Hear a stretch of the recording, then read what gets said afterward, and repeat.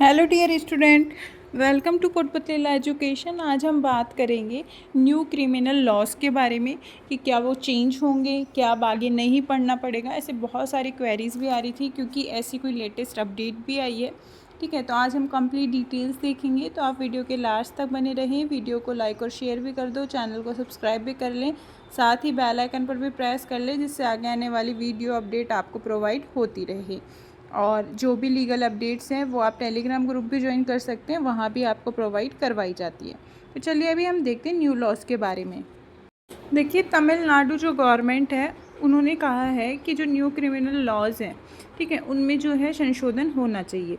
मतलब यहाँ पे क्या है कि संशोधन का जो सजेशन दिया है, तमिलनाडु सरकार ने नए क्रिमिनल लॉ में संशोधन के सुझाव देने के लिए एक समिति का गठन भी किया है। ठीक है, और इस फैसले को जो पी चिदम्बरम है, ठीक है, उन्होंने जो है एक्सेप्ट किया है और कमेटी जो है उसके लिए भी गठन किया है। तो ये क्यों आया, किस रीज़न से आया, क्यों कमेटी गठन होनी चाहिए, क्या क्या चेंजेस होने चाहिए, तो वो देखने हैं। अब देखो यहाँ पे तमिलनाडु गवर्नमेंट ही क्यों कमेटी का गठन कर रही है। देखो, क्योंकि ये जो भी लॉज होते हैं हमारे, ठीक है, न्यू क्रिमिनल बिल्स हैं, तो यहाँ पे क्या है, ये एक समवर्ती सूची का विषय है। कॉन्स्टिट्यूशन में जब हम शेड्यूल 7 देखते हैं तो उसमें 3 अनुसूची है। तो समवर्ती सूची पे सेंट्रल और स्टेट गवर्नमेंट दोनों अपने जो रूल्स है, रेगुलेशन है, चेंजेस हैं वो कर सकती हैं, लॉज बना सकती हैं। तो इसीलिए ये राज्य विधायिका भी इसमें चेंजेस कर सकती है। इस वजह से यहाँ पे कमेटी का गठन हुआ।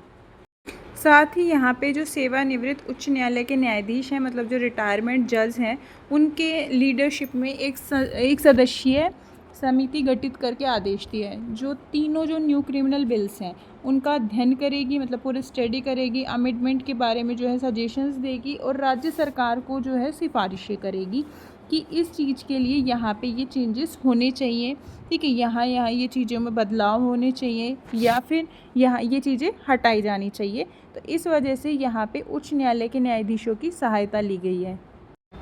पैनल तीनों कानूनों के लिए राज्य स्तरीय नाम परिवर्तन सहित संशोधन का प्रस्ताव करने के लिए नए कानूनों का अध्ययन करेगा।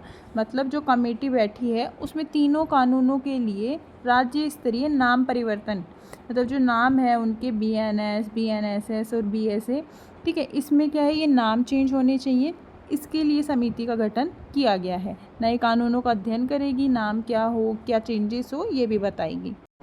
यह समिति नए कानूनों को स्पष्ट रूप से जांच करेगी, राज्य स्तर पर अधिवक्ता सहित हितधारकों के साथ परामर्श करेगी और 1 महीने के भीतर राज्य सरकार को जो है एक रिपोर्ट प्रस्तुत करेगी संशोधन के साथ, ठीक है, राज्य स्तरीय पर ही।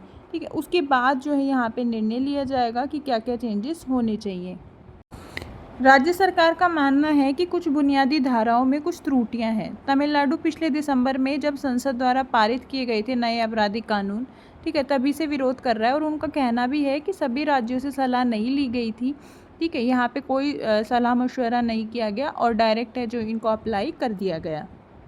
एक बड़ा चेंज भी इन्होंने करने के लिए कहा है कि विधि विभाग के एक अन्य अधिकारी ने बताया कि तमिलनाडु ने नए कानूनों के नाम संस्कृत में होने पर भी आपत्ति जताई है, जो आम लोगों की भाषा नहीं है, जिन्हें न्याय पाने के लिए इन कानूनों का इस्तेमाल करना होगा। तो इनके नेम है जो कि चेंज होने चाहिए, संस्कृत भाषा में नहीं होने चाहिए। सरकार ने कहा था कि BNS और जो BNSSA है, ठीक है, मतलब जो तीनों लॉज हैं हमारे, उनके प्रावधान स्पष्ट और विरोधाभासी हैं। इन नए कानूनों के कार्यान्वयन के लिए शैक्षणिक संस्थानों के साथ चर्चा और लॉ कॉलेज के छात्रों के लिए पाठ्यक्रम में संशोधन की आवश्यकता होगी, जिसके लिए पर्याप्त समय की आवश्यकता है। ठीक है, तो अब ये देखना है कि कमेटी क्या रिपोर्ट करेगी, क्या क्या चेंजेस होंगे और आगे जो है राष्ट्रपति क्या स्वीकृत करते हैं।